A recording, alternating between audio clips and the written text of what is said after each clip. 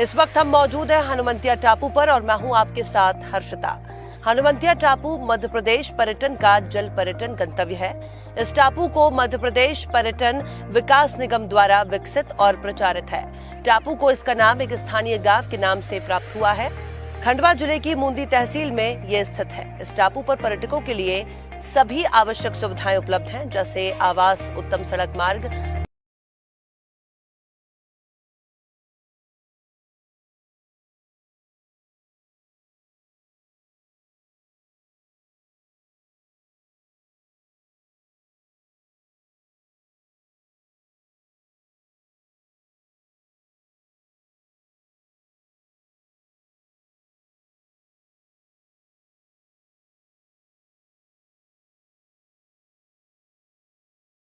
स्थान के रूप में विकसित करने का निर्णय लिया। टापू पर आवास, भोजन, विहार, क्रूज राइड की सुविधा भी उपलब्ध है और विकास निगम का एक होटल उपलब्ध है, हनुमंतिया टूरिस्ट कॉम्प्लेक्स। स्थान के आसपास कई सारे पक्षी और पशु भी देखे जा सकते हैं, जो उनको पसंद करने वाले पर्यटकों के लिए एक उत्तम अनुभव होगा।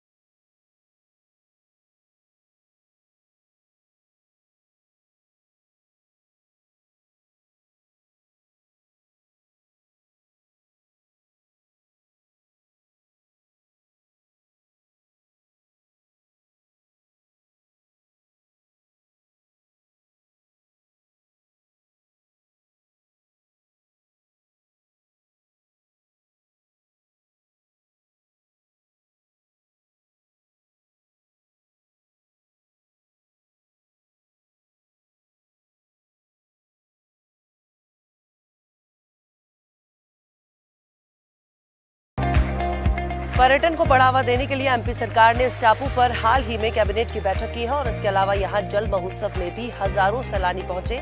आइए जानते हैं कैसा है हनुमंतिया टापू।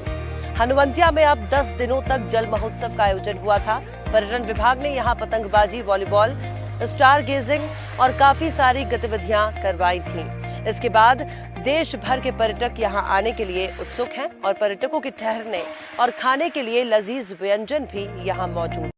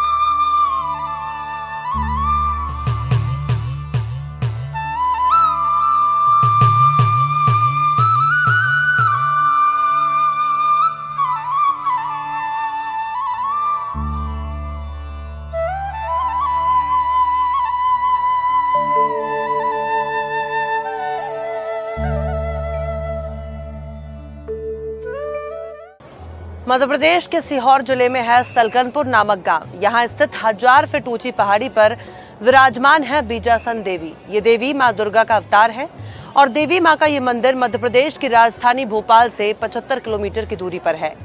ये पहाड़ी मां नर्मदा से 15 किलोमीटर दूर स्थित है।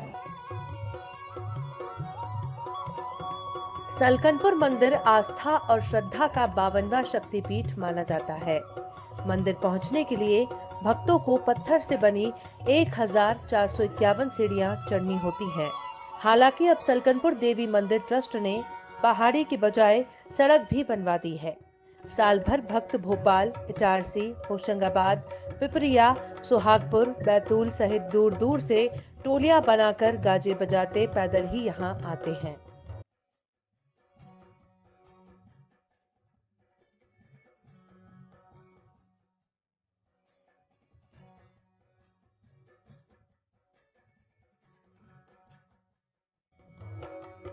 इस मंदिर पर पहुंचने के लिए भक्तों को 1400 सीढ़ियों का रास्ता पार करना पड़ता है, जबकि इस पहाड़ी पर जाने के लिए कुछ वर्षों में सड़क मार्ग भी बना दिया गया है। यहां पर 2 पहिया और 4 पहिया वाहन से पहुंचा जा सकता है और ये रास्ता करीब 4.5 किलोमीटर लंबा है। इसके अलावा दर्शनार्थियों के लिए रोपवे भी शुरू हो गया है, जिसकी मदद से यहां पर 5 मिनट में पहुंचा जा सकता है। मां का मंदिर लगभग 4000 फीट की ऊंचाई पर स्थित है। विजयासन देवी की ये प्रतिमा 400 साल पुरानी है और स्वयंभू भी मानी जाती है। पौराणिक मान्यता है कि दुर्गा के महिषासुरमर्दिनी अवतार के रूप में देवी ने इसी स्थान पर राक्षस का वध किया था। फिर जगत कल्याण के लिए इसी स्थान पर बैठकर उन्होंने विजय मुद्रा में तपस्या की थी, इसलिए उन्हें विजयासन देवी कहा गया है। मां बीजासन के दरबार में दर्शनार्थियों की कोई पुकार कभी खाली नहीं जाती है। बड़े से बड़ा मंत्री हो या एक गरीब इंसान, मां सब पर कृपा बरसाती है। भक्तों के बढ़ते हुए कदम जैसे ही इस धाम की परिधि पर पहुंचते हैं, पूरा शरीर मानो मां बीजासन की शक्ति से भर जाता है। माना जाता है कि मां बीजासन देवी पहाड़ पर अपने परम दिव्य रूप में विराजमान है। विंध्याचल पर्वत श्रृंखला पर विराजी माता को विंध्यवासिनी देवी भी कहा जाता है।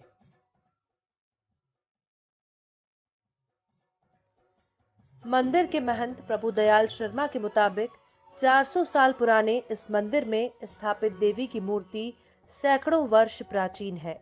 मान्यता है कि महिषासुरमर्दिनी के रूप में मां दुर्गा ने रक्तबीज नाम के राक्षस का वध इसी स्थान पर करके यहां विजय मुद्रा में तपस्या की, इसलिए ये विजयासन देवी कहलाई गई। मंदिर के गर्भगृह में लगभग 400 साल से 2 अखंड ज्योति प्रज्वलित है। एक नारियल के तेल और दूसरी घी से जलाई जाती है। इन साक्षात ज्योत को साक्षात देवी के रूप में पूजा जाता है। मंदिर में धुनी भी जल रही है। इस धुनी को स्वामी भद्रानंद और उनके शिष्यों ने प्रज्वलित किया था। तभी से इस अखंड धुनी की भस्म अर्थात राख को ही महाप्रसाद के रूप में दिया जाता है। पुराणों के अनुसार देवी विजयासन माता पार्वती का ही अवतार हैं, जिन्होंने देवताओं के आग्रह पर रक्तबीज नामक राक्षस का वध किया था और सृष्टि की रक्षा की थी। विजयासन देवी को कई लोग कुल देवी के रूप में भी पूजते हैं। माता कन्याओं को मनचाहा जीवन साथी का आशीर्वाद देती है, वहीं भक्तों की सूनी गोद भी भरती हैं। भक्तों की ही श्रद्धा है कि इस देवी धाम का महत्व किसी शक्तिपीठ से कम नहीं है।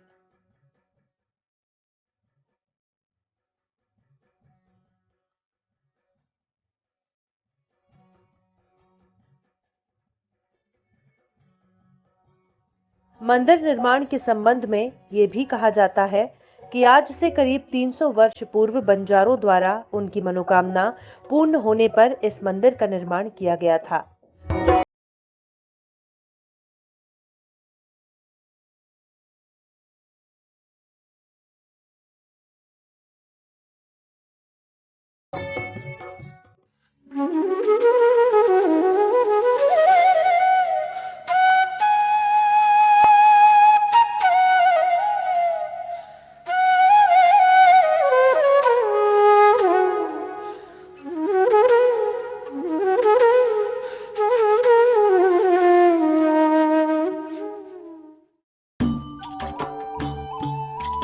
पचमढ़ी भारत के मध्य प्रदेश राज्य के होशंगाबाद जिले में स्थित एक पर्वतीय पर्यटक स्थल है।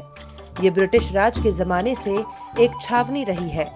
अपनी प्राकृतिक सुंदरता के कारण 1067 मीटर की ऊंचाई पर स्थित ये शहर अक्सर सतपुड़ा की रानी कहलाता है। ये पचमढ़ी बायोस्फीयर रिजर्व में आता है और मध्य प्रदेश का उच्चतम बिंदु 1352 मीटर ऊंचा धूपगढ़ यहीं पर स्थित है। धूपगढ़ मध्य प्रदेश की सतपुड़ा पर्वतमाला का सबसे ऊंचा स्थान है। सूर्यास्त देखने के लिए ये एक लोकप्रिय क्षेत्र है। पचमढ़ी हिल स्टेशन इसके पास ही पड़ता है। धूपगढ़ पर्वत महादेव पहाड़ियों सतपुड़ा श्रृंखला में स्थित और पूरे मध्य प्रदेश का उच्चतम बिंदु है। ये पचमढ़ी में स्थित है और इसकी ऊंचाई 1352 मीटर यानी 4429 फुट की है। पचमढ़ी की खोज का श्रेय D.H. गार्डन नाम के विद्वान को जाता है। समुद्र तल से 1067 मीटर की ऊंचाई पर यह स्थित है। सतपुड़ा श्रेणियों के बीच स्थित होने और अपने सुंदर स्थलों के कारण इसे सतपुड़ा की रानी भी कहा जाता है। यहाँ घने जंगल, कलकल करते जलप्रताप और तालाब हैं। सतपुड़ा राष्ट्रीय उद्यान का भाग होने के कारण यहाँ आसपास बहुत घने जंगल हैं। यहाँ के जंगलों में शेर, तेंदुआ, सांभर, चीतल, गौर, चिंकारा, भालू, भैंसा और कई अन्य जंगली जानवर मिलते हैं। यहाँ की गुफाएं पुरातात्विक महत्व की हैं, क्योंकि यहाँ गुफाओं में शैलचित्र भी मिले हैं।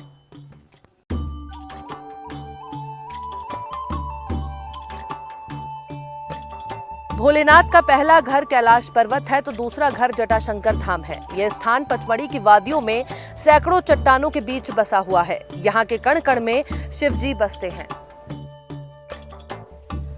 जटाशंकर गुफा ये एक पवित्र गुफा है जो पचमढ़ी कस्बे से 1.5 किलोमीटर की दूरी पर है। यहाँ पहुँचने के लिए कुछ दूर तक पैदल चलना पड़ता है। मंदिर में शिवलिंग प्राकृतिक रूप से बना हुआ है। यहाँ एक ही चट्टान पर बनी हनुमान जी की मूर्ति भी एक मंदिर में स्थित है। पास ही में हारपर की गुफा भी है। पौराणिक कथाओं में बताया गया है कि भस्मासुर जब शिवजी के पीछे पड़ गए थे, तब शिवजी ने इटारसी के पास स्थित तिलक सिंदूर और उसके बाद पचमढ़ी के जटाशंकर में शरण ली। शिवजी ने यहाँ अपनी विशालकाय जटाएं फैलाई थी और यहाँ की चट्टानों के फैलाव को देखकर यही प्रतीत होता है कि यह स्थान शिवजी का दूसरा घर माना जाता है।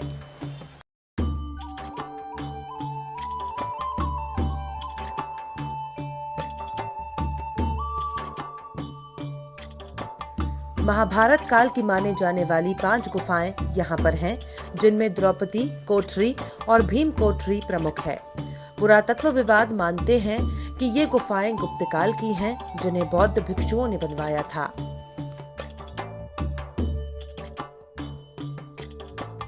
पचमढ़ी में स्थित पांडव गुफाएं 5 छोटी पहाड़ियों का समूह है। ऐसा विश्वास है कि अपने निष्कासन के दौरान पांडवों ने यहाँ शरण ली थी। इन गुफाओं का आकार छोटा है। तुलनात्मक रूप से बड़ी गुफा जिसमें हवा का पर्याप्त प्रवाह है उसे द्रौपदी कुटी या गुफा कहा जाता है।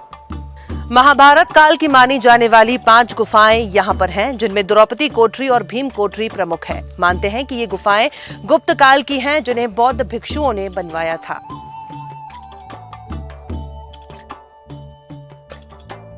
बी फॉल्स पचमढ़ी का एक सुंदर जल प्रताप है। इसे जमुना प्रताप भी कहा जाता है और ये पचमढ़ी घाटी के लिए पीने के पानी की आपूर्ति करता है। बी फॉल्स एक अद्भुत झरना है जो कलकल ध्वनि के साथ बहता है।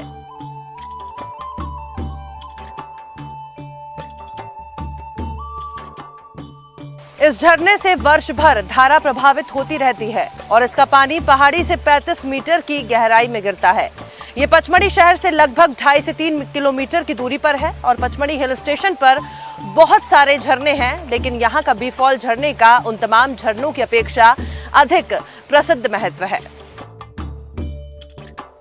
बी फॉल्स को जमुना जल प्रताप भी कहा जाता है। यहाँ से पचमढ़ी के लिए पीने का पानी सप्लाई किया जाता है। बी फॉल्स जल प्रताप के ऊपर और नीचे बने कुंड में आप नहाने का आनंद ले सकते हैं। जल प्रताप काफी रोमांचक दिखाई देता है और काफी सुंदर भी है। एडवेंचर पसंद करने वाले युवा बी फॉल्स से होते हुए किनारे किनारे अप्सरा विहार से प्रताप कुंड तक भी जा सकते हैं। बुजुर्ग और बच्चों के लिए यहाँ पहुँचना थोड़ा मुश्किल है, पर नामुमकिन नहीं है। जीप से उतरने के बाद करीब 100 मीटर पैदल चलना होता है, जिसमें बुजुर्गों को तकलीफ आती है, पर बच्चों और जवानों के लिए ये बहुत ही दिलचस्प होता है। उसके बाद 300 से अधिक खड़ी सीढ़ियां हैं, जिन्हें उतरने के बाद ही आप बी फॉल्स तक पहुंचते हैं, जो कि बहुत ही सुंदर जमुना जल प्रताप है। हालांकि झरने की कलकल ध्वनि सुनकर और यहाँ के ठंडे साफ पानी में नहाकर सारी थकान दूर हो जाती है।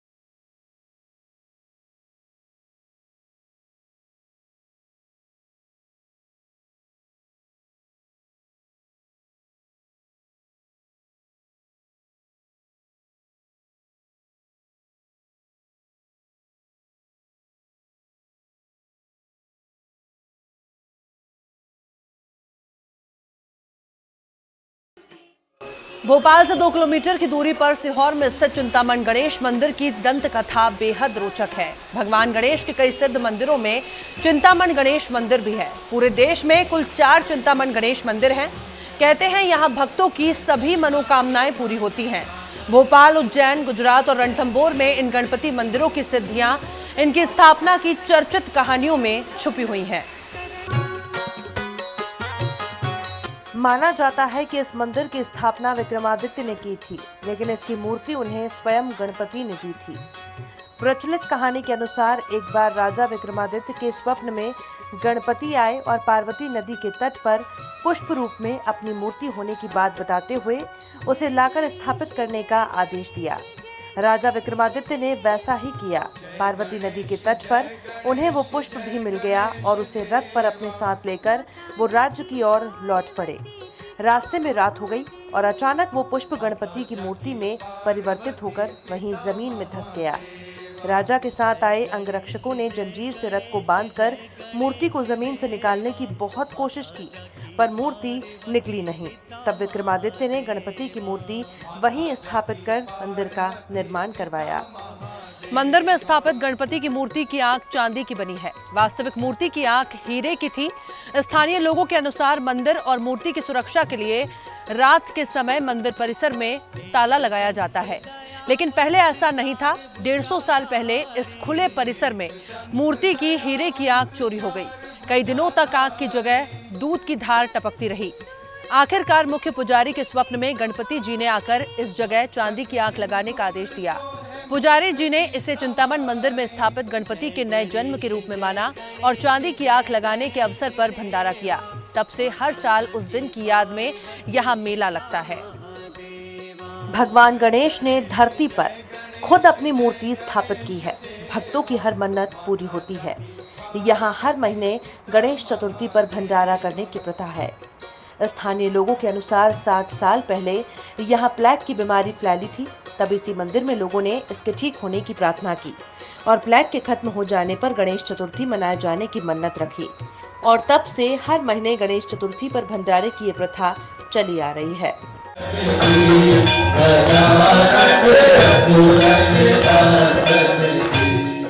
यहाँ आने वाले श्रद्धालु मंदिर के पिछले हिस्से में उल्टा स्वास्तिक बनाकर मन्नत रखते हैं और पूरी हो जाने पर दोबारा आकर उसे सीधा बनाते हैं। इसी प्रकार उज्जैन में बने चिंतामण मंदिर की मान्यता है कि त्रेता युग में स्वयं भगवान राम ने गणपति की मूर्ति स्थापित कर इस मंदिर का निर्माण कराया था। चर्चित कथा के अनुसार वनवास काल में एक बार सीता जी को प्यास लगी। तब पहली बार राम की किसी आज्ञा का उल्लंघन करते हुए लक्ष्मण ने पास ही कहीं से पानी ढूंढकर लाने से इनकार कर दिया। राम ने अपनी दिव्य दृष्टि से वहां की हवाएं दोषपूर्ण होने की बात जान ली और उसे दूर करने के लिए गणपति के इस चिंतामण मंदिर का निर्माण कराया। कहते हैं बाद में लक्ष्मण ने मंदिर के बगल में एक तालाब बनवाया, जो आज भी लक्ष्मण बावड़ी के नाम से यहाँ मौजूद है।